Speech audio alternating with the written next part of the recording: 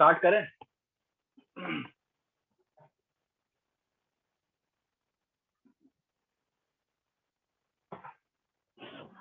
चलो कंटिन्यू करते हैं अपन।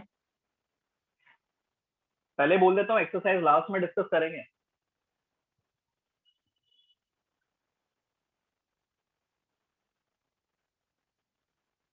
आगे बढ़ते हैं अपन। ये हो गया था ना क्वेश्चन।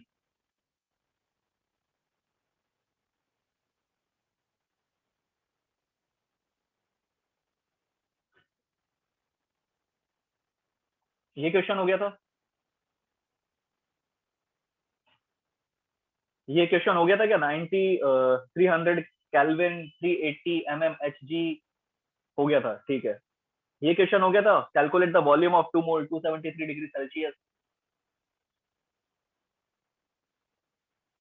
हो गया था, ठीक है। आगे बढ़ते हैं। ये क्वेश्चन हो गया था, equal masses of O2 H2 and CH4।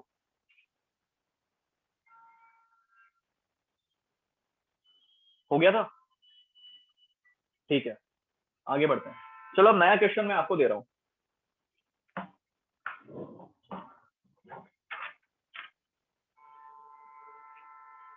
नया क्वेश्चन मैं आपको दे रहा हूं।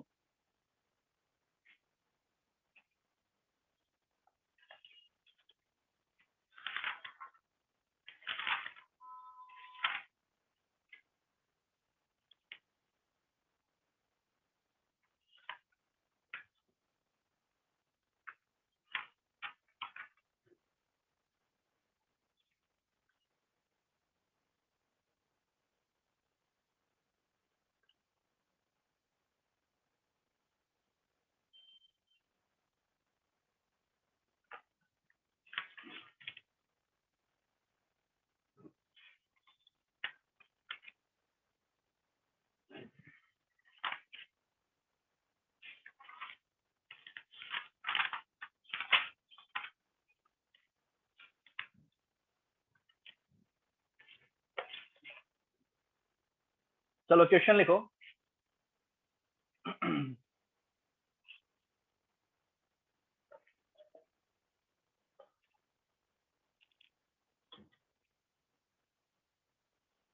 Calculate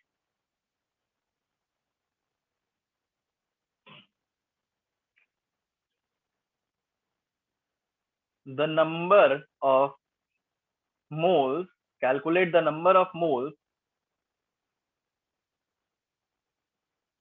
of CaSO4 dot 5H2O, CaSO4 dot 5H2O that contains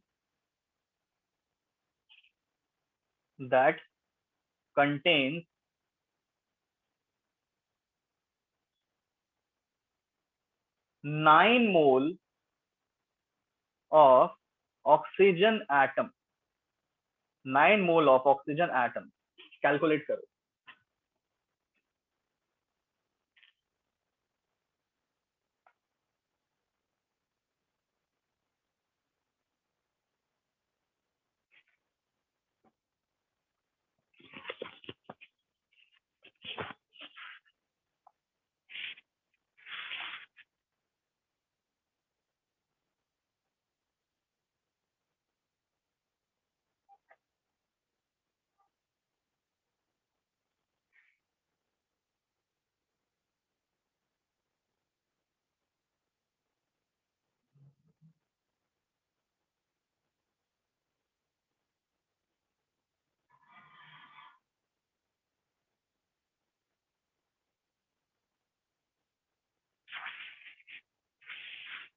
कैसे करेंगे?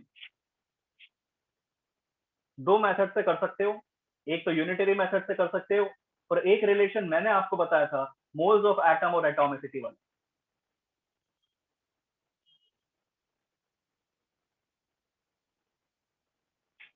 आंसर्स आ रहे हैं कई स्टूडेंट्स के।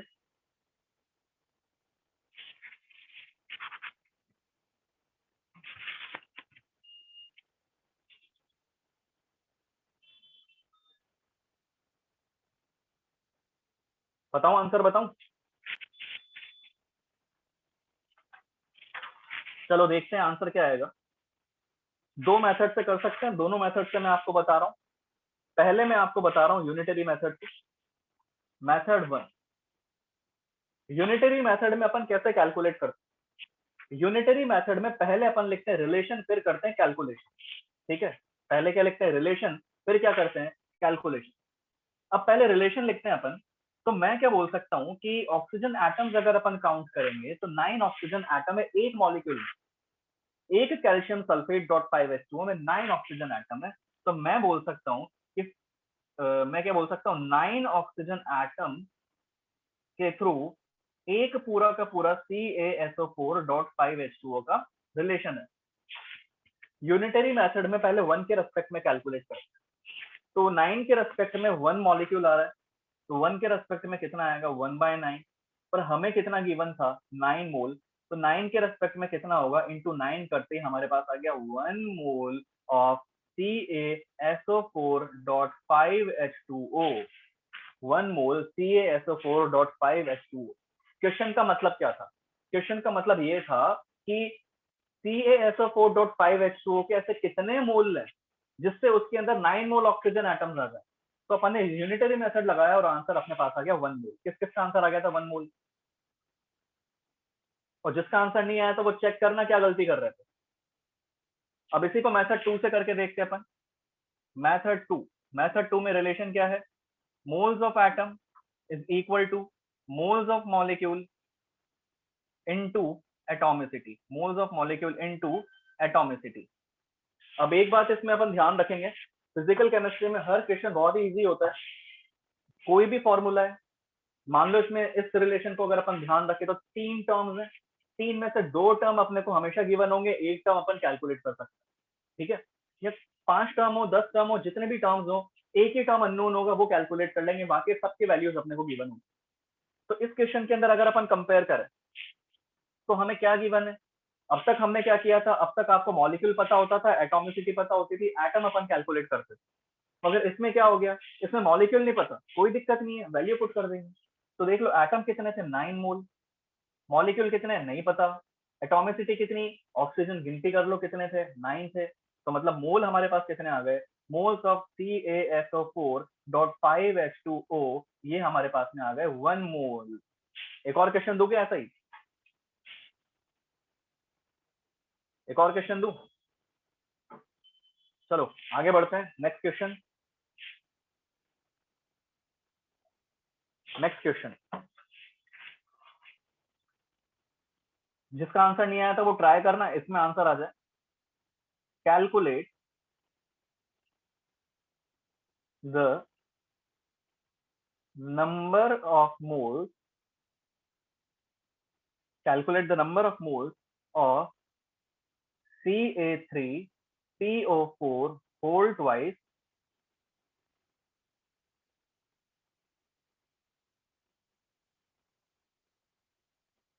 which contains 0.4 mole 0.4 mole of oxygen, 0.4 mole of oxygen atom, 0.4 mole of oxygen atom। करो, सॉल्व करो।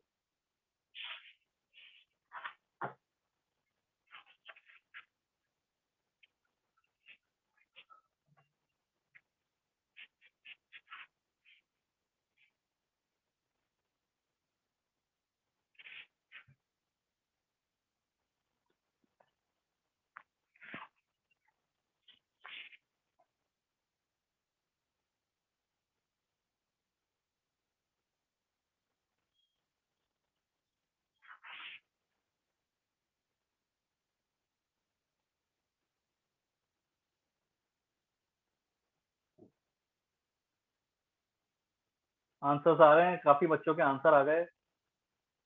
0.25 आंसर आ रहा है, किसी का 0.05 आंसर आ रहा है, या फिर 1/20 आंसर आ रहा है। 0.1 भी आया किसी का। सिंपल क्वेश्चन है, बिल्कुल पहले जैसे अपन कर सकते हैं। कौन से मेथड से बताऊं? आप मुझे बताओ, मेथड 1 से बताऊं कि मेथड 2 से?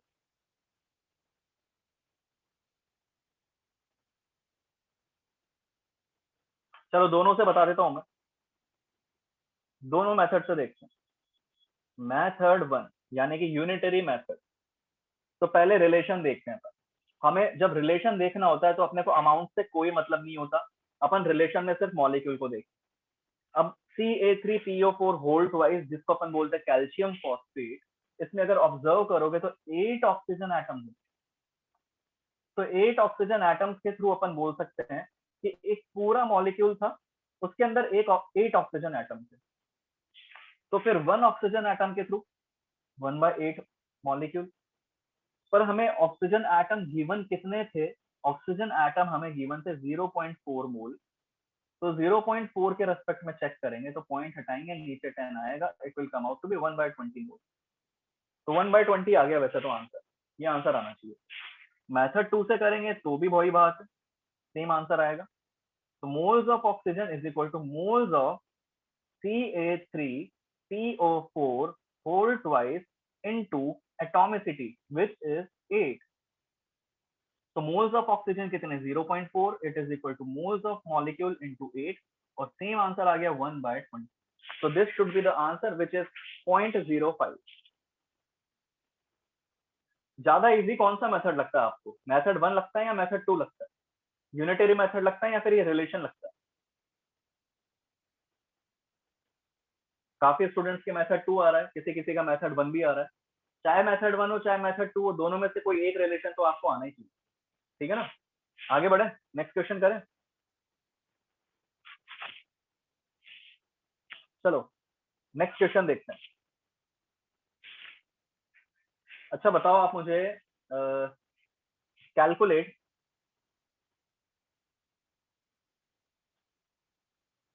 Number of moles in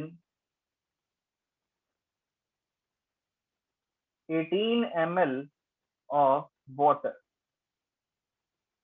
number of moles in 18 ml of water, ये कैलकुलेट।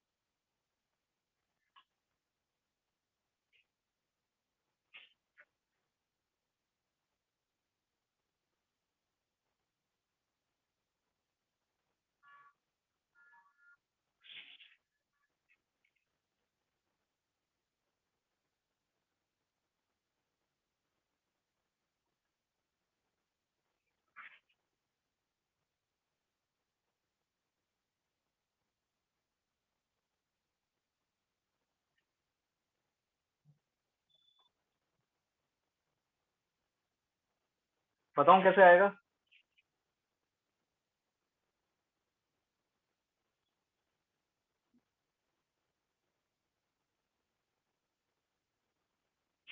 किसी किसी का डाउट है सर वाटर का फिजिकल स्टेट क्या है? मेरे भाई आप पानी भी पीते हो तो पानी को इंग्लिश में क्या बोलते हो? वाटर ही तो बोलते हो। तो आप मुझे बता दो ना, पानी का फिजिकल स्टेट क्या कंसिडर करते हो? लिक्विड कंसिडर करते हो या गैस कंसिडर करते हो? जब भी वाटर बोला जाता है ना, तो वाटर मतलब फिजिकल स्टेट होता है लिक्विड। वाटर का मतलब फिजिकल स्टेट क्या होता है? लिक्विड। अगर वाटर वेपर बोला जाता तो फिजिकल स्टेट आप बोलते गैस। अब किसी किसी ने तो गलती क्या की होगी, मैं आपको पहले से बता दूं। किसी किसी ने गलती क्या की होगी, सर मोल निकालने ना बहुत ही तो इजी है, 18 डिवाइडेड बाय 22400। मुझे बताओ ये किस किसने किया? 18 डिवाइडेड बाय 22400। इतने सारे स्टूडेंट्स ने 18 डिवाइडेड बाय 22400 कर दिया। तो ये क्वेश्चन देने का पर्पज ही यही था कि आप ये सिली मिस्टेक को अवॉइड करो। आगे से एक बात ध्यान रखना, गलत हो गया कोई दिक्कत नहीं, एक बात ध्यान रखना, कभी भी अगर आपको वाटर गिवन होगा तो वाटर का मतलब क्या होता है? H2O, liquid. समझ में आ गई बात? तो अगर आप 18/22400 कर रहे हो तो दिस इज रॉन्ग। अब बताओ कैसे सॉल्व करेंगे इसको? अपन सॉल्व करेंगे डेंसिटी के थ्रू। अब एक बात हमेशा ध्यान रखना, डेंसिटी ऑफ वाटर जो होता है ये काफी जगह काम आएगा आपके, और ये आया भी हुआ है नीट में, जिसमें आपको पता होना चाहिए था कि वाटर की डेंसिटी कितनी होती है। डेंसिटी ऑफ वाटर जो होता है ये होता है 1 ग्राम पर ml, ठीक है। तो आपको क्वेश्चन में ml गिवन है, हम अगर मास कैलकुलेट कर ले तो अपन यहाँ से मोल कैलकुलेट कर सकते हैं। तो देखते हैं, तो 1 ग्राम पर ml यानी कि density is equal to mass upon volume. Question में हमें वॉल्यूम कितना गिवन है, 18 ml, तो मैं बोल सकता हूँ मास अपॉन 18 ml। ml से ml कैंसिल, क्रॉस मल्टीप्लाई करो, मास कितना आ गया हमारे पास में, मास आ गया 18 ग्राम। तो मतलब ये क्वेश्चन मैंने आपको सिर्फ और सिर्फ, ये क्वेश्चन मैंने सिर्फ और सिर्फ आपको इसलिए दिया था ताकि आप इसके अंदर ये सिली मिस्टेक अवॉइड करो, या सिली मिस्टेक कर भी रहे हो तो आगे से आप ध्यान रखो। जब भी वाटर होगा मतलब फिजिकल स्टेट क्या होगा, लिक्विड होगा, ठीक है। अब मोल अपन कैलकुलेट कर ही सकते हैं, तो मोल कितने आ गए, mole is equal to mass which is 18 upon molar mass which is 18, यानी कि नंबर ऑफ मोल्स कितने आ गए, 1। मुझे बताओ कि इनटू एन करेंगे क्या, इनटू एन करने की जरूरत है क्या? दोबारा समझा देता हूँ क्वेश्चन। पहली बात तो गलती ये कर सकते थे, डिवाइडेड बाय 22400 कर देते, ये तो करना ही नहीं है। क्यों नहीं करना, क्योंकि 22400 से डिवाइड कर रहे हो, इसका मतलब आपने फिजिकल स्टेट उसका गैस कंसीडर कर लिया। फिजिकल स्टेट क्या कंसीडर कर लिया, गैस। मगर गैस तो है ही नहीं, फिजिकल स्टेट क्या आ रही है, लिक्विड आ रही है।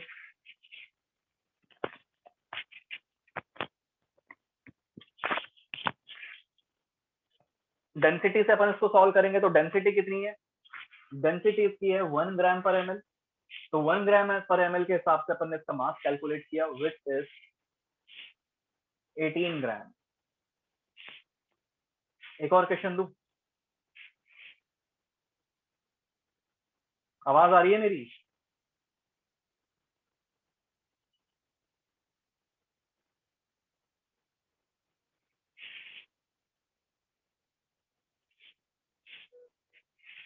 ठीक है,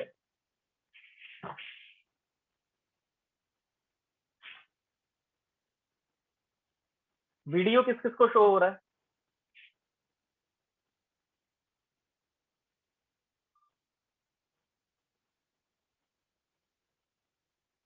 अब कुछ स्टूडेंट को वीडियो शो हो रहा है, किसी को नहीं हो रहा, तो इसका क्या है रीजन, चेक करो आप।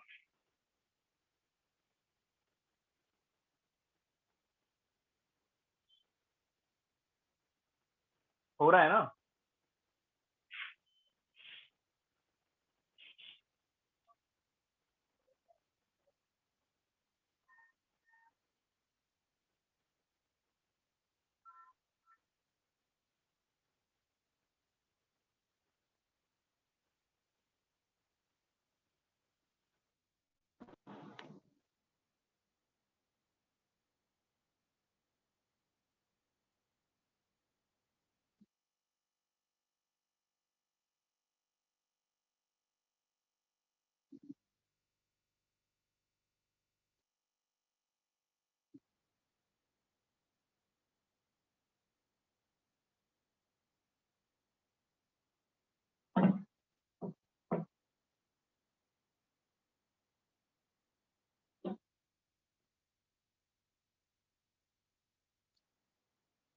चलो कंटिन्यू करते हैं, आवाज आ रही है?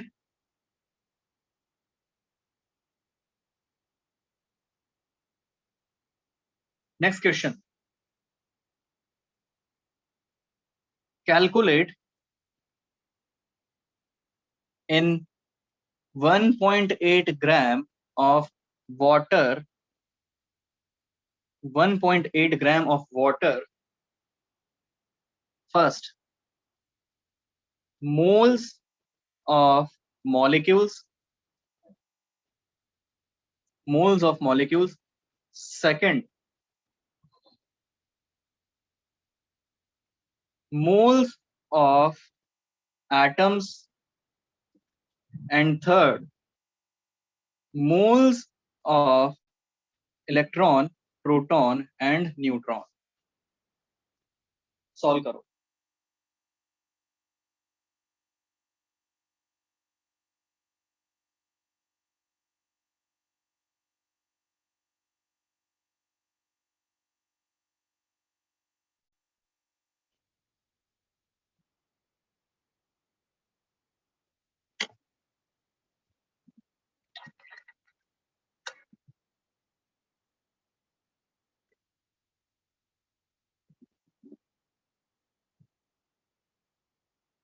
Thank you Partha.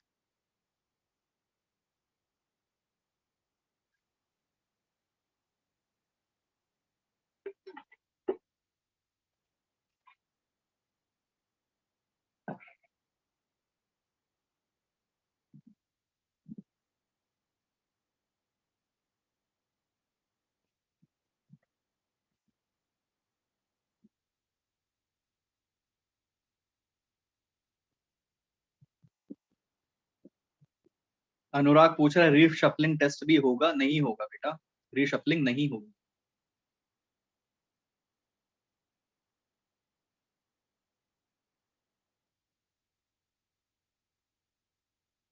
बताऊं कैसे करना है?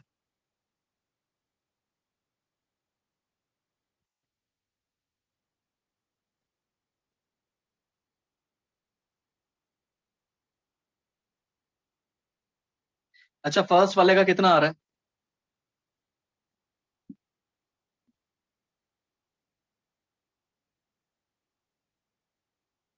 0.1 मोल आएंगे फर्स्ट वाले में। सेकंड वाले में कितना आएगा? 0.1 इंटू 3, क्योंकि वाटर का मतलब क्या हो गया, H2O।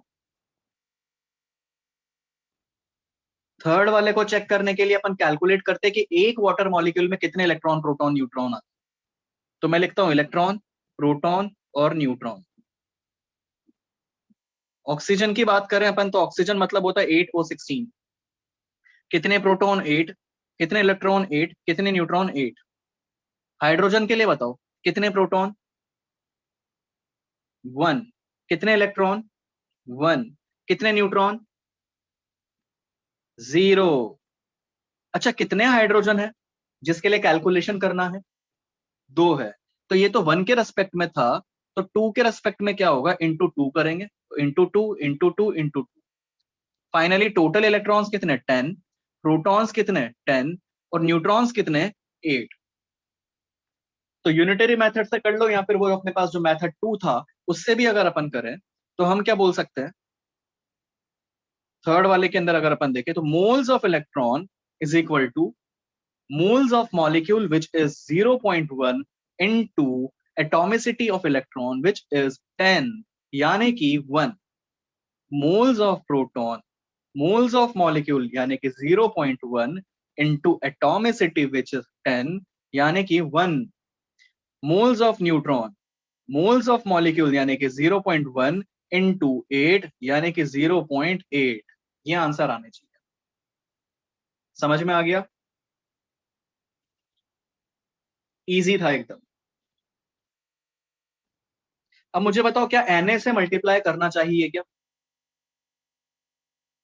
Na से मल्टीप्लाई नहीं होगा। Na से आप तब मल्टीप्लाई करते हो जब आपसे उस मोल के अंदर नंबर ऑफ एटम्स या नंबर ऑफ मॉलिक्यूल्स पूछे होते हैं। आपसे तो मोल मतलब क्या हो गया, एक बैग हो गया, एक थैला हो गया, उसके अंदर Na पार्टिकल्स हमारे पास में है। ठीक है, तो आपसे उस थैले के अंदर कितने पार्टिकल्स है ये नहीं पूछे, नंबर ऑफ एटम्स नहीं पूछे, आपसे मोल पूछे, यानी कि वो थैले पूछे। आगे बढ़ते हैं। ये क्वेश्चन हो ही गया था हमारा। अब देखो आपके पास एक टॉपिक है हमें जो पढ़ना है, जो है वेपर डेंसिटी। वेपर डेंसिटी के अंदर एक टर्म यूज हो रहा है, डेंसिटी। वेपर डेंसिटी अगर अपन पढ़ेंगे तो लेवल ऑफ क्वेश्चन थोड़ा सा और बढ़ सकता है, और वो एक कंसेप्ट, एक टर्म है जो इवन 11th और 12th दोनों के अंदर वो यूज होगा। वेपर डेंसिटी का जो कंसेप्ट है, तो वेपर डेंसिटी के पढ़ने के पहले अपन पहले डेंसिटी पढ़ने की कोशिश करते हैं। तो पहले तो आप मुझे बताओ कि डेंसिटी क्या होता है, डेंसिटी से आपको क्या समझ में आता है, व्हाट इज डेंसिटी? डेंसिटी आपको बहुत अच्छे से पता है, डेंसिटी का फॉर्मूला पता है सबको, density is equal to mass upon volume. भाई ये तो फॉर्मूला बता दिया, मतलब क्या होता है डेंसिटी का? डेंसिटी का मतलब क्या होता है वो बताओ ना आप। डेंसिटी का मतलब क्या होता है? डेंसिटी का मतलब होता है डिग्री ऑफ कॉम्पैक्टनेस। क्या होता है? Degree of compactness. एग्जाम्पल, मैंने 3 फिजिकल स्टेट ली है, सॉलिड, लिक्विड और गैस, जिसमें गैस के पार्टिकल्स का अरेंजमेंट आपको थोड़ा बेसिक सा पता ही है। गैस के पार्टिकल्स कैसे होते हैं, लिक्विड के पार्टिकल्स कैसे होते हैं, कंपैरेटिवली थोड़े से आसपास होते हैं, और सॉलिड के पार्टिकल्स कैसे होते हैं? सॉलिड के पार्टिकल्स होते हैं टाइटली पैक्ड। डेंसिटी कम ज्यादा अगर कंपेयर करनी हो तो जो जितना ज्यादा कॉम्पैक्ट होगा वो उतनी ज्यादा डेंसिटी शो करेगा। तो मुझे बताओ, जैसे सॉलिड, लिक्विड और गैस तीनों को कंपेयर करें तो बताओ सबसे ज्यादा कॉम्पैक्ट कौन नजर आ रहा है? सॉलिड। तो हम अगर सीक्वेंस बताएं डेंसिटी का, तो मैं क्या बोल सकता हूं? क्या मैं बोल सकता हूं कि डेंसिटी ऑफ सॉलिड सबसे ज्यादा होगा? उसके बाद किसकी डेंसिटी होनी चाहिए? लिक्विड की। उसके बाद किसकी डेंसिटी होनी चाहिए? गैस की। अब बात ये आगे, सर आपने ये डेंसिटी तो हमें पहले से ही पता था, जिसका डेंसिटी का फॉर्मूला मास अपॉन वॉल्यूम होता है। चलो हमने यहाँ पर एक एक्स्ट्रा ये हो गया कि कंपेयर कर लिया कि डेंसिटी किसकी ज्यादा होती है, किसकी कम होती है। बात ये है कि सर आप मुझे बताओ, दोबारा क्यों पढ़ा रहे हो आप इसको? डेंसिटी तो हम बचपन में ही पढ़ चुके थे, स्कूल टाइम पर ही पढ़ चुके थे। तो चलो बेटा, इसके अंदर अपन थोड़ा सा एक्स्ट्रा कंसेप्ट समझने की कोशिश करते हैं। पहली बात तो, डेंसिटी जिसकी भी आप कैलकुलेट कर रहे हो ना, तो आप एक मैटर होगा उसकी डेंसिटी कैलकुलेट कर रहे हो, चाहे उसका फिजिकल स्टेट सॉलिड हो, चाहे उसका फिजिकल स्टेट लिक्विड हो, चाहे उसका फिजिकल स्टेट गैस हो। जो भी मैटर है उसका जितना मास है उसी के कॉरस्पॉन्डिंग आप वॉल्यूम लिखते हो, या जितना वॉल्यूम होता है उसी के कॉरस्पॉन्डिंग अब अपन मास की बात करते हैं। मैंने एक सैंपल लिया, मेरे हाथ में एक सैंपल है, तो उसका जितना मास, वो मास कितना वॉल्यूम ऑक्यूपाई कर रहा है, अपन उसी के कॉरस्पॉन्डिंग वॉल्यूम की बात करते हैं। ठीक है ना? अब मुझे बताओ कि अगर मान लो गैस की अगर अपन बात करें, फॉर गैस, और कंडीशन भी अगर अपन एनटीपी या फिर एसटीपी की अगर रख दें, एनटीपी या फिर एसटीपी की रख दें, तो मुझे बताओ एक मोल के लिए अगर अपन डेंसिटी निकालें, तो मुझे बताओ डेंसिटी जो कि मास बाय वॉल्यूम के बराबर होता है, तो मुझे बताओ पहली बात तो एक मोल का मास कितना होता है? क्या मैं बोल सकता हूं कि एक मोल का मास मोलर मास होता है? मैं क्या कर रहा हूं, डेंसिटी का नॉर्मल फॉर्मूला तो अपने को पता ही था, बस मैं इसी डेंसिटी को अब गैस के लिए एनटीपी एसटीपी पर ऑब्जर्व करना चाह रहा हूं कि क्या चेंजेस आ सकते हैं। तो एक मोल के लिए मैं बोल सकता हूं मोलर मास आएगा। तो मुझे बताओ एनटीपी एसटीपी पर एक मोल का वॉल्यूम कितना होगा? 22.4 होगा। तो ये हमारे पास में आ गया रिलेशन। तो मतलब डेंसिटी का रिलेशन हमारे पास क्या आ गया? डेंसिटी हमारे पास में आ गई, density is equal to molar mass upon 22.4। अच्छा, यूनिट क्या आएगा? यूनिट क्या आना चाहिए? मोलर मास किस में लिखते हैं अपन? ग्राम में। 22.4 किस में होता है? लीटर में। मतलब यूनिट क्या होनी चाहिए? ग्राम पर लीटर। तो ये हमारे पास में एक रिलेशन आ गया। अब बात ये आती है कि सर फिर इस रिलेशन को अपन ने इंट्रोड्यूस क्यों करा? सर ये रिलेशन कहां पर काम आ सकता है? तो बेटा आपसे डायरेक्ट क्वेश्चन पूछ सकते हैं, आपसे क्वेश्चन पूछ सकते हैं कि calculate the density of CH4 या calculate the density of CO2। अब एक बार के लिए जो अपन ने अभी कंक्लूजन निकाला उसको भूल जाओ, और आपको अगर डायरेक्टली मैं ये दे देता, अगर डायरेक्टली मैं आपको ये दे देता कि CH4 की डेंसिटी बताओ या CO2 की डेंसिटी बताओ, तो आप कंफ्यूज होते रहते हैं कि यार CO2 की डेंसिटी कैसे बताएं, ना तो मास पता ना वॉल्यूम पता, या फिर क्या कोई टेबल होती है क्या जिससे हमें वो वैल्यू याद रखी है? नहीं बता पाते, आप कंफ्यूज होते हैं। तो अब अगर आपसे कोई भी फिजिकल स्टेट गैस अगर हमारे पास में है, तो एनटीपी पर एसटीपी पर आप किसी की भी डेंसिटी बता सकते हो। अगर CO2 की पूछी होती तो 44 को 22.4 से डिवाइड करो, आंसर। CH4 का पूछा होता तो 16/22.4। तो बताओ इजी हुआ कि नहीं हुआ? हो गया ना इजी?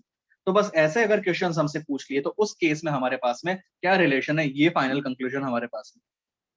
इस स्लाइड में मैंने जो भी बताया, इस स्लाइड में जो भी मैंने बताया, उन सब के अंदर ये फाइनल कंक्लूजन है जो हमारा इंपॉर्टेंट है।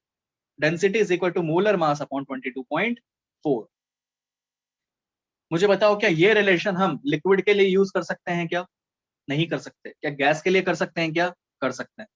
ठीक है? तो this relation will only be used for which physical state? Only for gas at NTP और एसटीपी। अब एक क्वेश्चन देता हूं मैं, वापस से समझाऊं? कुछ स्टूडेंट बोल रहे हैं सर वापस से समझाता। बेटा वापस से समझ लो आप। भाई डेंसिटी का फॉर्मूला मास बाय वॉल्यूम बचपन से पता था आपको, कोई दिक्कत नहीं है। अब मैं आपसे सिर्फ इसके अंदर ये पूछ रहा हूँ कि मान लो कि अगर गैस की बात करते, भाई डेंसिटी तो सॉलिड लिक्विड गैस तीनों की हो सकती थी, मगर मेन फोकस अब मैं कर रहा हूँ गैस के ऊपर। अगर गैस की बात करते तो एनटीपी एसटीपी पर ये डेंसिटी एक मोल के लिए कितनी हो जाती? एक मोल के लिए पहली बात तो मास में मोलर मास लिखता, और उसी एक मोल के लिए एनटीपी पर एसटीपी पर मैं 22.4 लिख सकता था। तो ये फॉर्मूला आ गया हमारे पास में। अब मुझे बताओ कि अगर ये एक मोल के लिए है, मैं अगर 2 मोल के लिए कैलकुलेट करता तो क्या ये रिलेशन चेंज हो जाता क्या?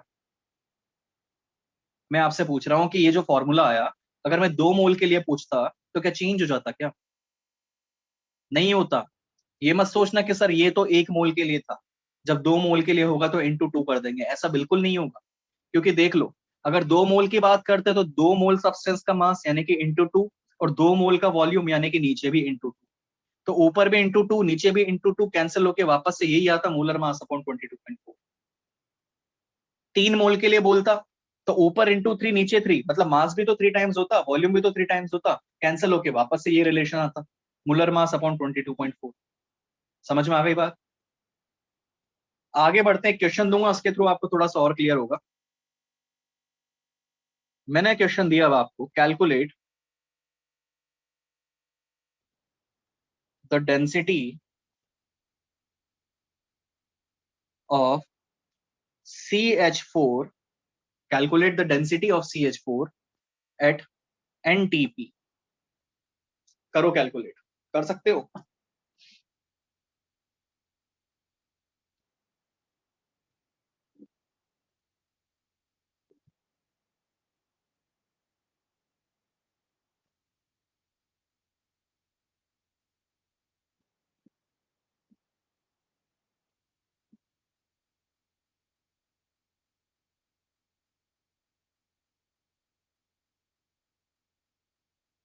मेरे भाई प्रणय, गलत है तेरा आंसर,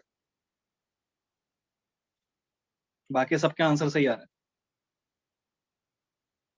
सिली मिस्टेक की होगी कुछ, देख सिंपल सा रिलेशन है, क्या करना है सीधे से, density of CH4 molar mass which is 16 upon 22.4 calculate कर लेना। मेरे हिसाब से अप्रोक्सीमेटली 0.71 आना चाहिए, 0.71 ग्राम पर लीटर।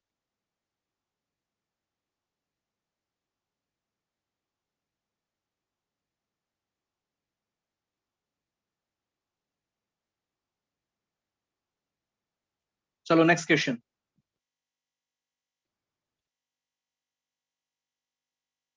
कैलकुलेट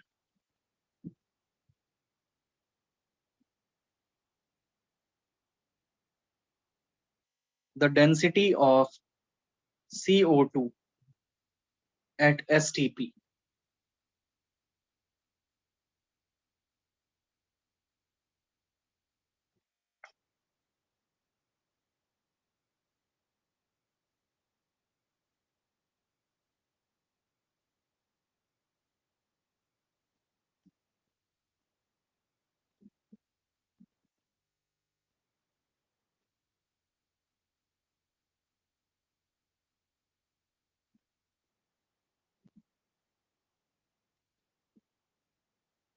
सिद्धांत बेटा, कैलकुलेटर यूज मत कर।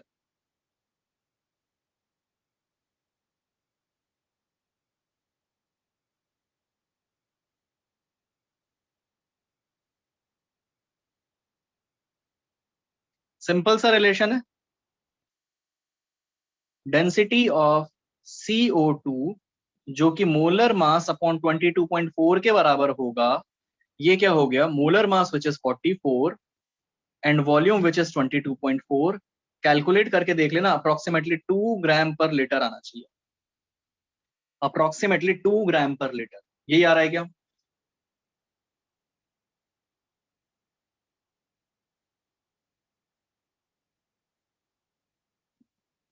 आगे बढ़े, अब जिसका कुछ और आंसर आया, कैलकुलेशन मिस्टेक की होगी, कोई दिक्कत नहीं है, सिली मिस्टेक्स तो चलती रहती हैं, ध्यान रखो बस वही गलतियां दोबारा रिपीट नहीं करनी अपने को। तो ये अपन ने डेंसिटी के बारे में पढ़ा, वेपर डेंसिटी के बारे में पढ़ते हैं अपन। वेपर डेंसिटी, वेपर डेंसिटी क्या होता है? अब सारी चीजें बंद कर दो, ये समझ लो ध्यान से। पहली बात तो इस पूरे वेपर डेंसिटी कंसेप्ट के अंदर, इस वेपर डेंसिटी कंसेप्ट के अंदर आपको फाइनल जो कंक्लूजन है वो ध्यान रखना। फाइनल कंक्लूजन क्या है वो अपन देखते हैं। पहली बात तो वेपर डेंसिटी का मतलब क्या होता है? वेपर डेंसिटी दो डेंसिटीज का रेशियो होता है। किसको बोल रहे हैं वेपर डेंसिटी? वेपर डेंसिटी दो डेंसिटी का रेशियो होता है, जिसमें दोनों में से एक गैस तो नोन होती है और दूसरी गैस अननोन होती है। Vapour density is the ratio of two densities, density of a gas to the density of unknown gas, density of a gas to the density of hydrogen gas। किसी भी gas की density का hydrogen gas की density के साथ जो ratio होता है उसको अपन क्या बोलते हैं, वेपर डेंसिटी। अगर मान लो कि मैं CH4 के लिए कैलकुलेट करता, तो CH4 की वेपर डेंसिटी कैसे आती, ऊपर CH4 की डेंसिटी लिखते और नीचे क्या होता, डेंसिटी ऑफ हाइड्रोजन। तो what is vapour density? Vapour density is the ratio of density of gas and hydrogen gas at same temperature and pressure, at same temperature and pressure. ठीक है, अब इसको अपन धीरे धीरे डराइव करते हैं, इससे फाइनल कंक्लूजन निकालते हैं और ये देखते हैं कि जो फाइनली बॉक्स में हमारे पास रिलेशन आया वो कैसे आया। डेंसिटी का इसके पहले ही अपन ने एक फॉर्मूला डराइव किए थे। डेंसिटी का क्या था रिलेशन, मोलर मास अपॉन 22.4। तो एक काम करते हैं, ये जो फॉर्मूला है ये दो बार अपन लिखते हैं वेपर डेंसिटी के रिलेशन में। जब दो बार आप लिखोगे तो रिलेशन कैसा आएगा, तो आप लिख सकते हो vapour density is equal to, ऊपर के लिए लिखोगे आप डेंसिटी ऑफ गैस, कैसे लिखोगे, molar mass of gas, molar mass upon 22.4 of gas upon दोबारा क्या लिखोगे आप, molar mass upon 22.4 for hydrogen. भाई वेपर डेंसिटी का फॉर्मूला लिखा है, ये molar mass of gas upon molar mass of hydrogen कैसा है वो ऑब्जर्व कर रहे हैं। तो मैंने पहले तो डेंसिटी का रिलेशन लिखा है यहाँ पर। क्या मैं बोल सकता हूँ 22.4 तो कैंसिल हो जाएगा, दोनों तरफ 22.4 कैंसिल हो गया। जब 22.4 कैंसिल होगा तो फाइनल रिलेशन हमारे पास क्या आया, तो आप बोल सकते हो molar mass of gas upon molar mass of hydrogen gas आ गया। तो जो डायरेक्टली लिखा था मैंने आपको इलेबोरेट करके बता दिया कैसे आया। अब मुझे बताओ, अननोन गैस तो हमें पता ही नहीं है, पर हाइड्रोजन गैस तो पता है ना। हाइड्रोजन का मोलर मास कितना होता है, 2 होता है। तो यहां से अगर वेपर डेंसिटी कैलकुलेट करेंगे तो वेपर डेंसिटी कितना आ गया, मोलर मास ऑफ गैस, ये क्रॉस मल्टीप्लाई कर रहे हैं अपन यहाँ पर, molar mass of gas is equal to 2 into vapour density. क्या आ गया, 2 इंटू वेपर डेंसिटी। ये जो रिलेशन है ये ऐसा रिलेशन है जो आपके 11th में भी यूज होगा या आपके 12th में भी यूज होगा। तो कुछ भी टफ नहीं है, फाइनल कंक्लूजन अपने को ध्यान रखना है कि molar mass of gas is equal to 2 into vapour density. बात समझ में आ गई। अब एक काम करो, ऊपर से लेकर नीचे तक पहले आप इसको रीड करो, फिर कोई डाउट आता है तो मुझसे पूछो, नहीं तो फिर अपन आगे बढ़ेंगे।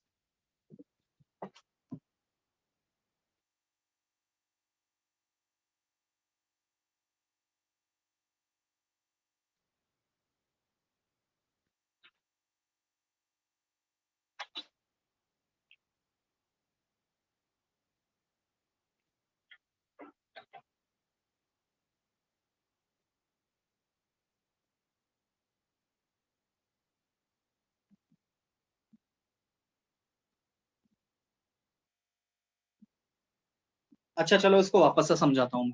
पहले तो आप मुझे ये बताओ, एक एक करके चीजें अपन इसमें डिस्कस करते हैं। पहले तो आप मुझे ये बताओ, ये वेपर डेंसिटी का यूनिट क्या हो,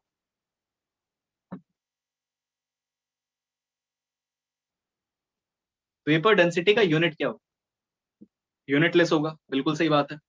क्यों यूनिटलेस होगा, क्योंकि दो डेंसिटीज का रेशियो है ना, तो ऊपर जो यूनिट आ रही है वही यूनिट नीचे आ रही है, कैंसिल हो जाएगा वो। तो हम क्या बोल सकते हैं, वेपर डेंसिटी जो है वो क्या है, यूनिटलेस है। अब दूसरी बात, मुझे बताओ कि जो फाइनल कंक्लूजन आया है, क्या ये लिक्विड के लिए यूज कर सकते हो क्या, क्या ये सॉलिड के लिए यूज कर सकते हो क्या, नहीं कर सकते। अच्छा, लिक्विड और सॉलिड के लिए क्यों यूज नहीं कर सकते, लिक्विड और सॉलिड के लिए क्यों यूज नहीं कर सकते, इसलिए यूज नहीं कर सकते क्योंकि जो रिलेशन आया पीछे अगर अपन जाएं तो ये रिलेशन आया था आइडियल गैस इक्वेशन से। 22.4 आप यूज कर रहे हो यहाँ पर, तो 22.4 लीटर ये वैल्यू कहां से आई थी, PV is equal to NRT से आई। तो मतलब this relation is only for gas, इसीलिए यहाँ पर गैस लिखा हुआ। ठीक है, इसमें और क्या समझ सकते हैं अपन। अच्छा एक डाउट आपके ये आना चाहिए, अच्छा पहले तो ये बताओ, क्या जो फाइनल रिलेशन है क्या सिर्फ और सिर्फ ये एसटीपी या एनटीपी पर ही आ सकता है क्या, जो फाइनल रिलेशन है क्या सिर्फ और सिर्फ एसटीपी या एनटीपी पर ही रहेगा क्या, क्या किसी दूसरे टेम्परेचर प्रेशर पर यूज नहीं कर सकते क्या, ये किसी भी टेम्परेचर प्रेशर पर यूज कर सकते हो फाइनल रिलेशन। कैसे, वापस पीछे जाता है। अगर आप एनटीपी एसटीपी की बात कर रहे थे तो 22.4 लिया था। अगर कोई दूसरा टेम्परेचर या प्रेशर होता तो वॉल्यूम कुछ और आता। भाई आप वॉल्यूम कैसे कैलकुलेट किए थे? PV is equal to N R T से आप वॉल्यूम कैलकुलेट किए थे N R T upon P. तो एनटीपी एसटीपी पर वॉल्यूम की वैल्यू आई थी 22.4।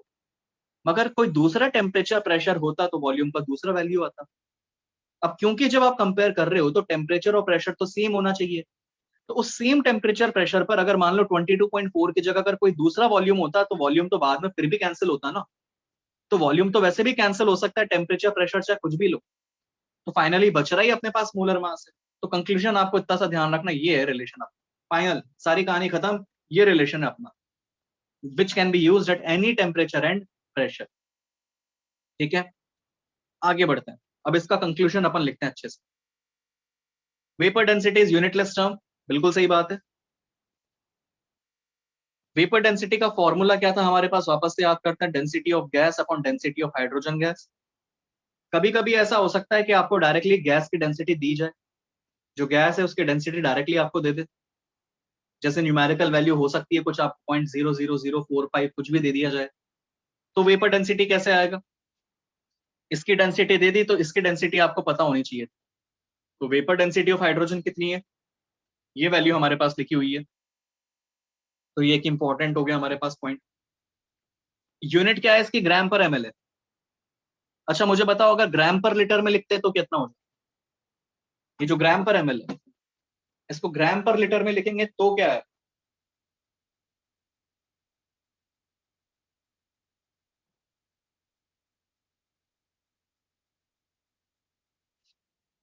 देखते हैं। 9 × 10⁻⁵ ग्राम पर एमएल। मिली के लिए मैं 10⁻³ लिख रहा हूं लीटर।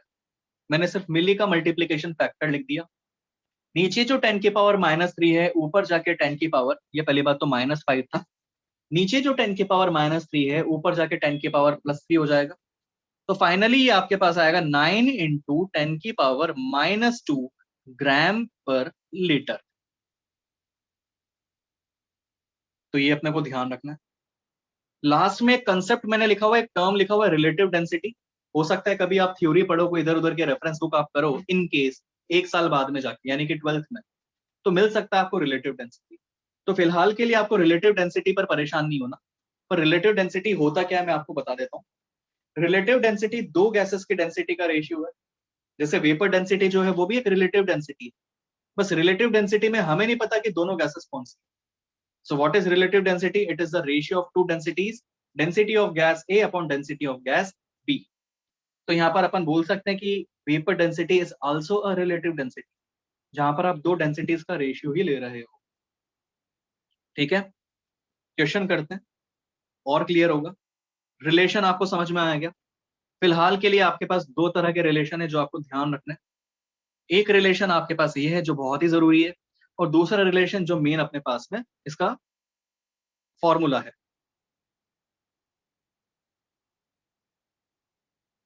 अब ये क्वेश्चन है हमारे पास, determine the vapour density of the following substance. कर सकते हो क्या? रिलेशन लिख देता हूं एक बार। 2 × vapour density is equal to molecular mass. करो सॉल्व।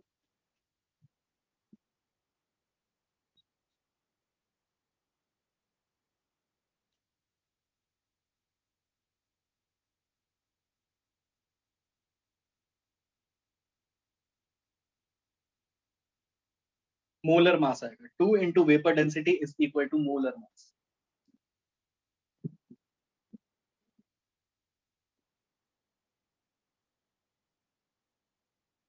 मोलर मास, मोलर मास।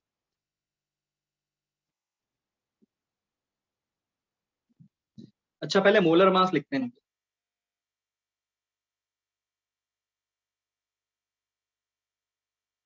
सीओ का मोलर मास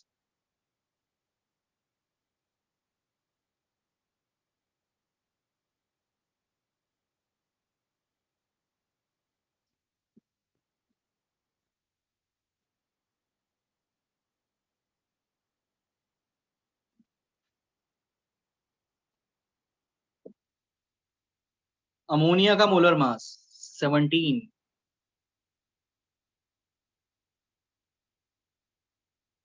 CH3COOH मोलर मास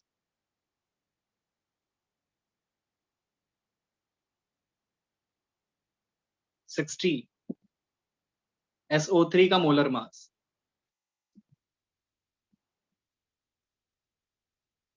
80,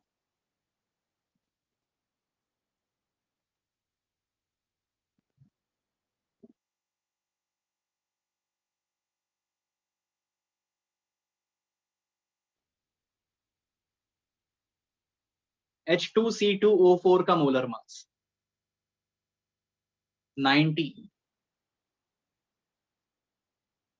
वेपर डेंसिटी करते हैं कैलकुलेट, जहां पर वेपर डेंसिटी सीधे से अपन बता सकते हैं मोलर मास अपॉन 2।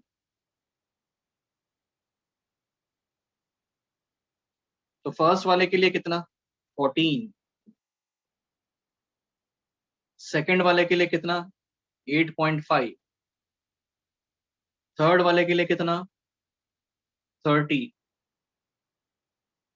फोर्थ वाले के लिए कितना 40 और फिफ्थ वाले के लिए कितना 45। ये आंसर्स आने चाहिए। किस किस के सारे आंसर करेक्ट?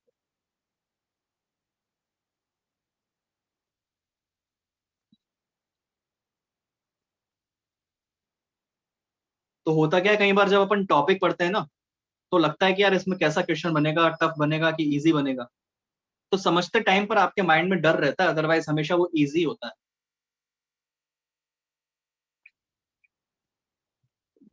समझ में आ रहा है क्या? अच्छा, H2C2O4 को क्या बोलते हैं?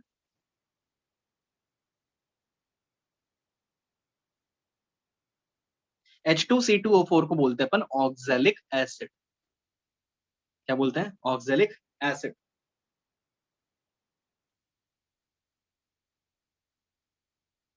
आगे बढ़ते हैं।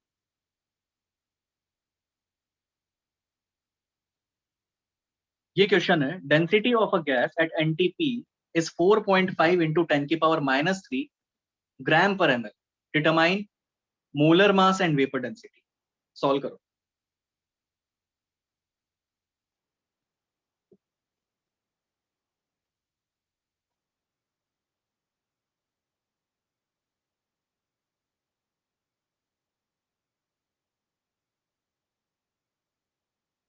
Thank you Aditya.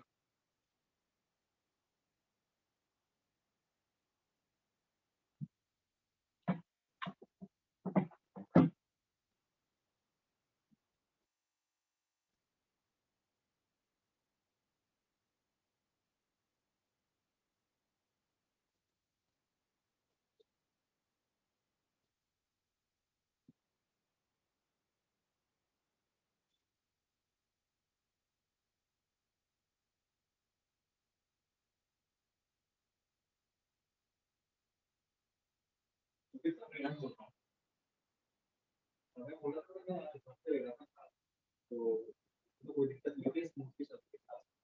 ये चीज मैं पूछ रहा था कि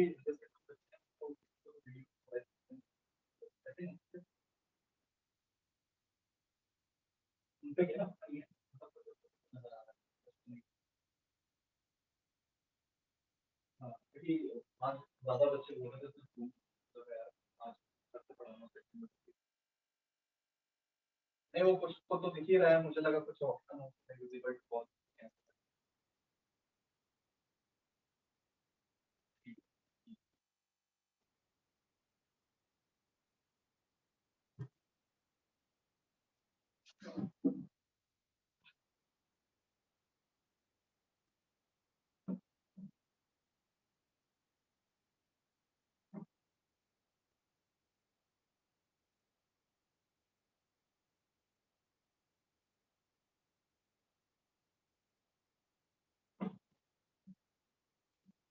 देखते हैं क्या आंसर आ रहा है हमारे पास में।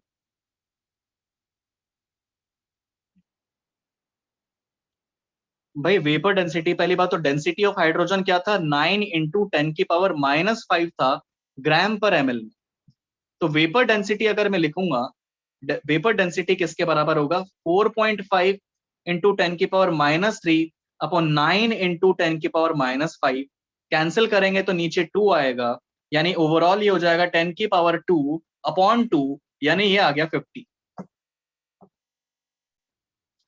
और क्या कैलकुलेट करना था, मोलर मास। तो 2 into vapour density it is equal to molar mass, यानी कि मोलर मास किसके बराबर हो जाएगा 50 इंटू 2, यानी कि कितना हो गया 100 ग्राम, ये मोलर मास आ गया। यही आ रहा है आंसर।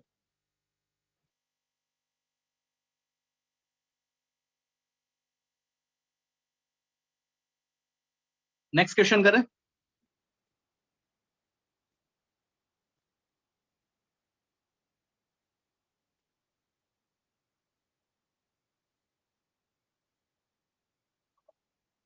ये क्वेश्चन है हमारे पास,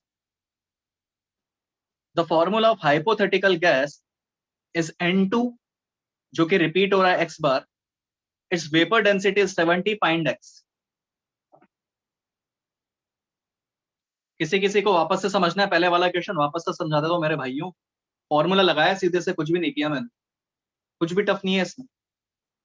तो वेपर डेंसिटी का फॉर्मूला होता है दो डेंसिटीज का रेशियो। तो हाइड्रोजन की तो ये वैल्यू होती है, सीधे लिख दी, ऊपर अपने को जो गैस है उसकी दे दी, तो कैलकुलेट ही किया अपन ने, फाइनल आंसर आ गया। इसमें क्या टफ था, दोबारा वही फॉर्मूला यूज होगा। ये क्वेश्चन है, अब सॉल्व करो आप।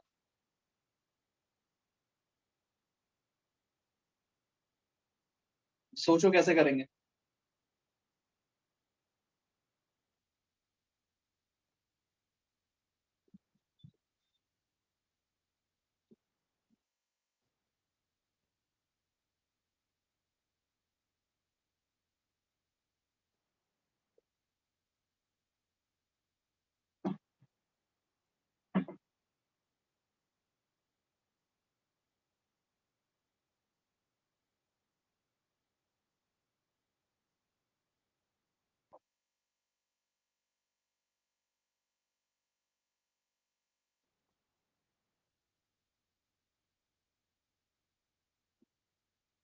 बताऊं कैसे आएगा।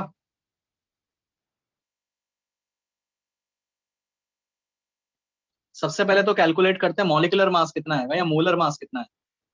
तो 2 इंटू वेपर डेंसिटी से हमारे पास मोलर मास आ जाएगा, विच इज 2 इंटू 70, यानी कि कितना हो गया 140।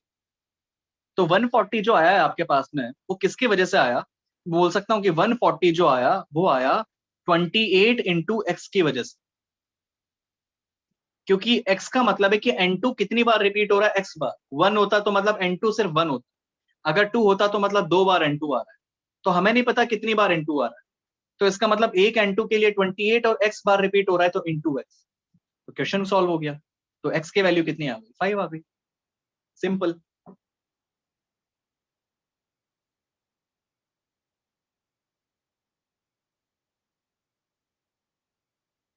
सैयद नहीं लिखते भाई, ऐसे नहीं लिखते, जो क्वेश्चन दिया हूं उस पर ध्यान दो।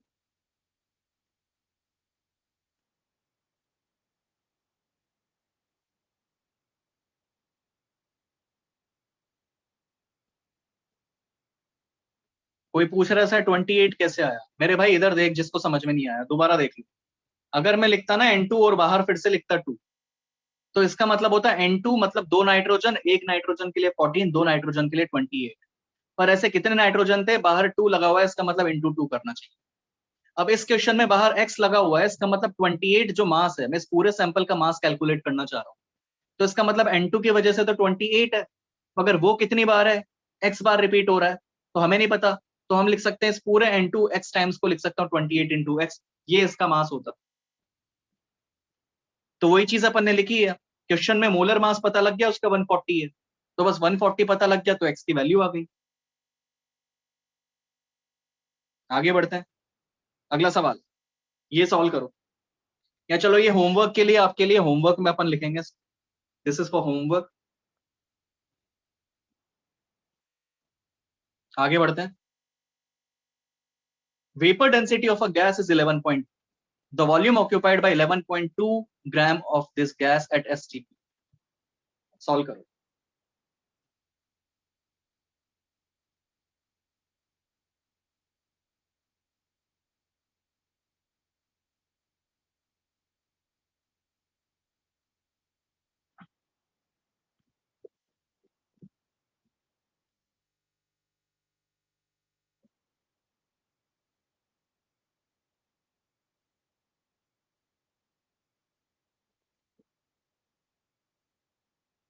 ये कौन पूछ रहा है बार बार कि सर नेक्स्ट टॉपिक कब स्टार्ट होगा? बेटा क्या क्रैश कोर्स करने आया क्या यहाँ पर? क्रैश कोर्स के लिए दूसरा कोर्स है वो ज्वाइन करो। एक तो इतने आराम आराम से पढ़ा रहा हूँ, एक एक क्वेश्चन अच्छे से समझा रहा हूँ, एकदम बेसिक से। और नंबर ऑफ क्वेश्चंस भी कंपेयर कर लेना, किसी से भी कंपेयर करोगे अपने नंबर ऑफ क्वेश्चन ज्यादा मिलेंगे तुम्हें।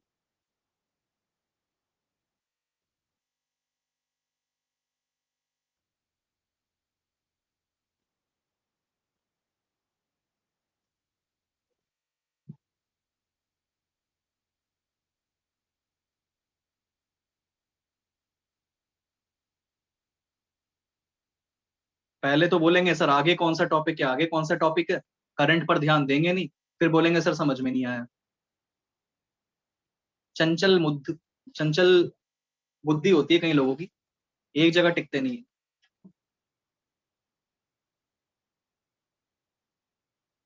देखते हैं, बताऊं सॉल्यूशन?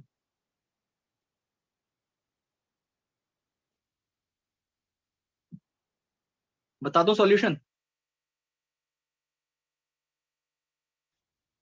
सबसे पहले क्या करोगे, सबसे पहले मोलर मास कैलकुलेट करो, जो कि कितना हो गया 22.4। मोलर मास कैलकुलेट कर लिया तो मोल कैलकुलेट कर लो, मोल कितने आ गए? हाँ, अब तो पहले वाला क्वेश्चन हो गया। मोल हाफ हो गए तो वॉल्यूम आप कैलकुलेट कर सकते हो। मोल का फॉर्मूला क्या होता है? V/22.4, क्योंकि कंडीशन एसटीपी दी हुई है। तो हाफ मोल थे तो वॉल्यूम कितना आ गया आपके पास? 11.2 लीटर आ गया। तो कौन सा ऑप्शन सही है? Option number second. क्या किया हमने, वापस से बता देता हूं। सबसे पहले हमने मोल कैलकुलेट की है, मोल पता लग गया तो हमने फॉर्मूला लगा दिया V/22.4, और वॉल्यूम आ गया 11.2 लीटर। किस किस का आंसर आ गया था? मिलेगा बेटा, पीडीएफ मिलेगा इसका।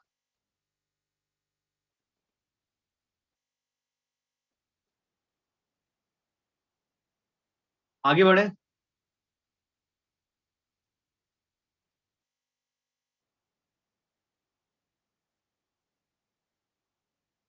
कैलकुलेट, चलो ये क्वेश्चन है हमारे पास, ये होमवर्क के लिए, चलो ये होमवर्क में करना, आप कर लोगे?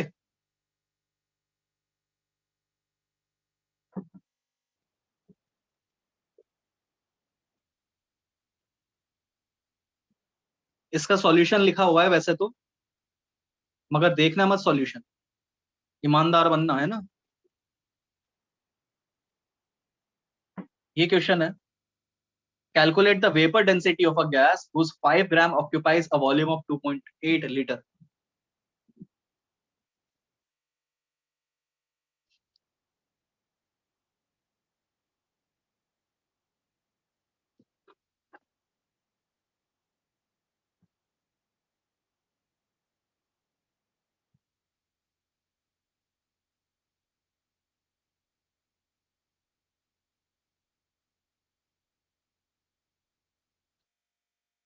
अच्छा, सबसे पहले क्या कैलकुलेट करेंगे ये बताओ? सबसे पहले क्या कैलकुलेट करेंगे?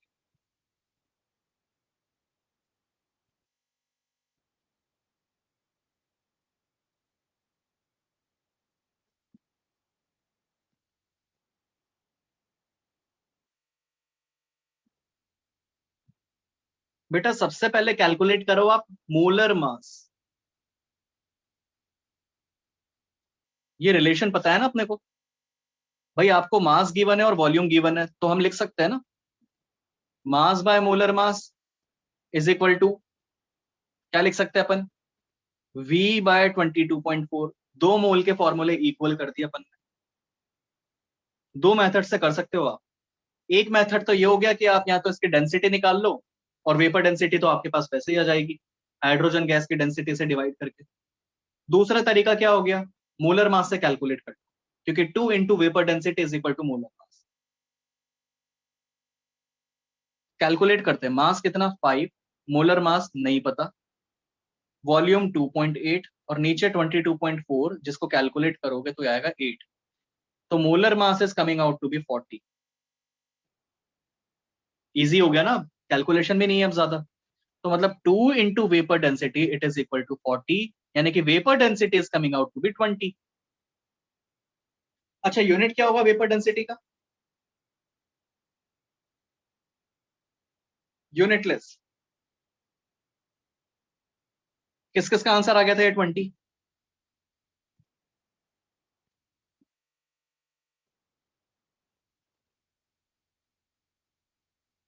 समझ में आ गया क्या? आंसर नहीं भी आया कोई दिक्कत नहीं, स्पीड भी डिफर कर सकती है, हो सकता है कि जैसे मैं क्वेश्चंस बता रहा हूं आपका तब तक आंसर ही नहीं आ पाता, आपको घर पे दोबारा प्रैक्टिस करनी।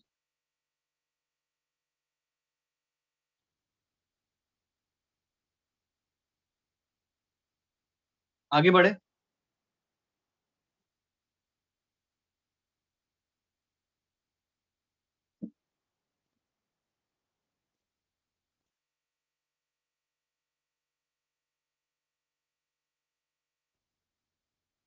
आगे बढ़ते हैं, ये इसी का सॉल्यूशन है हमारे पास में। अच्छा बस करें अब, मॉड्यूल डिस्कस करें।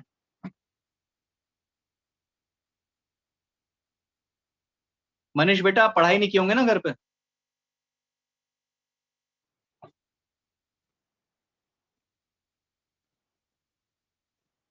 अच्छा मॉड्यूल में किस में डाउट है, एक्सरसाइज में डाउट है या किस में डाउट है?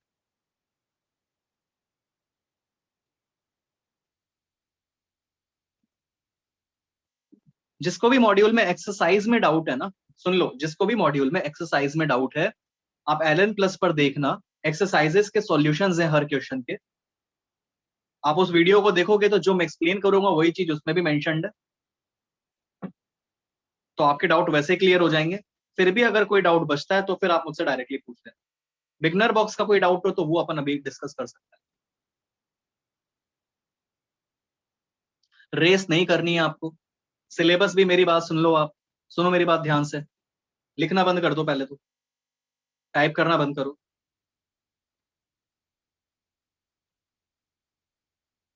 आपका भी 6 तारीख को भी टेस्ट है, आपका 13 तारीख को भी टेस्ट, ठीक है।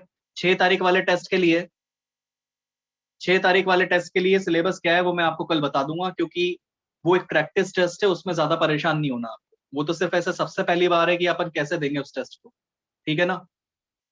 जो 13 तारीख वाला टेस्ट है उसका सिलेबस क्या होगा, मोस्ट प्रोबेबली ये जो वीक है, वैसे तो टेस्ट का सिलेबस अपने को क्या देना चाहिए, 13 तारीख के मतलब वो जो टेस्ट है, टेस्ट के जस्ट पहले वाला जो लेक्चर होगा वहां तक का सिलेबस आना चाहिए वैसे तो, मगर मैं आपको एक वीक का गैप दूंगा ताकि आप तैयारी भी करें। पहली बात तो बहुत ज्यादा परेशान भी नहीं होना है आपको, ठीक है। मैं ये जो वीक एंड है वहां तक कोशिश करूंगा, ये जो वीक एंड है वहां तक जितना हो जाएगा उतना मैं आपको सिलेबस में, आपको क्या क्या करना है, जितने भी क्वेश्चंस मैं क्लास में करवाता हूँ उन्हीं क्वेश्चंस को आप 2 बार प्रैक्टिस कर लो एटलीस्ट, और मॉड्यूल जो भी है, जो होमवर्क मैं आपको दे रहा हूँ वो क्लियर करके रखो आप, और मॉड्यूल के क्वेश्चंस 2 बार करने हैं आप। आपको रेस में परेशान नहीं होना कि यार मैं रेस भी कर लूँ, ये भी कर लूँ, वो भी कर लूँ। इसी को अगर आप 2 बार कर लोगे ना, आप कॉन्फिडेंट हो जाओगे, ठीक है ना।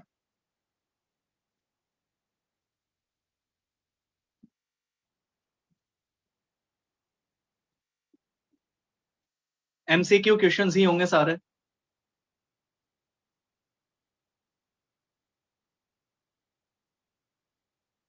मॉड्यूल डिस्कस करें, बिगनर बॉक्स में डाउट है?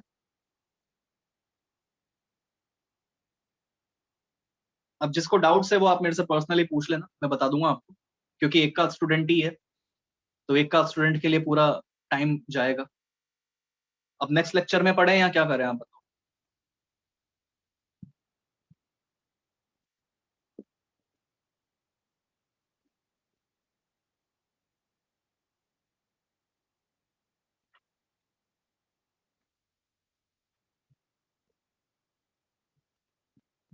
चलो एक क्वेश्चन और करो,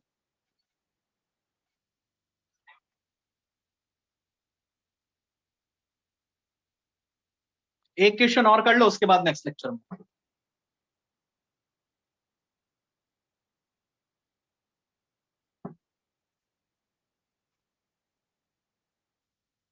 ये क्वेश्चन है हमारे पास, calculate the density of 1 mole of nitrogen at NT, simple सा क्वेश्चन है।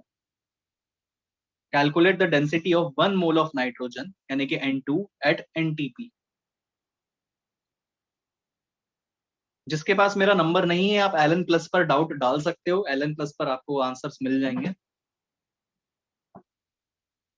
और जिसके एक्सरसाइज में डाउट्स हैं तो आप LN प्लस पर देखना, उसी के अंदर वीडियो सॉल्यूशंस भी आपको मिल,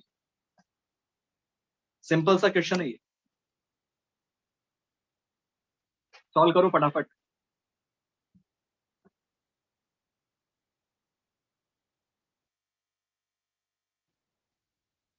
बताया था ना डेंसिटी, मोलर मास अपॉन 22.4 कितना आ रहा है, 1.25 आ रहा होगा।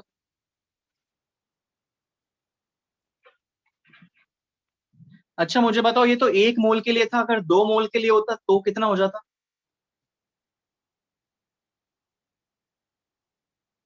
चेंज होता क्या? ये मत सोचना ये 1 मोल के लिए था तो 2 मोल के लिए इंटू 2 कर दो, इसके पहले ही तो डिस्कस किया था। आप तो ये सोचो ना भाई, आप इसको दूसरे एंगल से सोचो, डेंसिटी कभी भी अमाउंट पर डिपेंड नहीं करती। आपको फील करो जैसे मान लो पानी है, पानी का एक पूरा का पूरा ग्लास आपके सामने रखा हुआ है फॉर एग्जाम्पल, पानी की डेंसिटी 1 ग्राम पर ml है आपके पास। मुझे बताओ अगर आधा ग्लास पानी पी जाओगे तो क्या डेंसिटी चेंज हो जाएगी क्या? डेंसिटी थोड़ी चेंज हो जाएगी। तो कभी भी जो डेंसिटी होती है वो अमाउंट पर डिपेंड नहीं करती, उसकी वैल्यू फिक्स होती है। तो अगर 1 मोल के लिए 1.25 था तो 2 मोल के लिए भी उतना ही होगा, 3 मोल के लिए भी उतना ही होगा। डेंसिटी का मतलब क्या होता है? Degree of compactness. क्या होता है? Degree of compactness. बाकी नेक्स्ट लेक्चर में पढ़ेंगे। टेस्ट कोई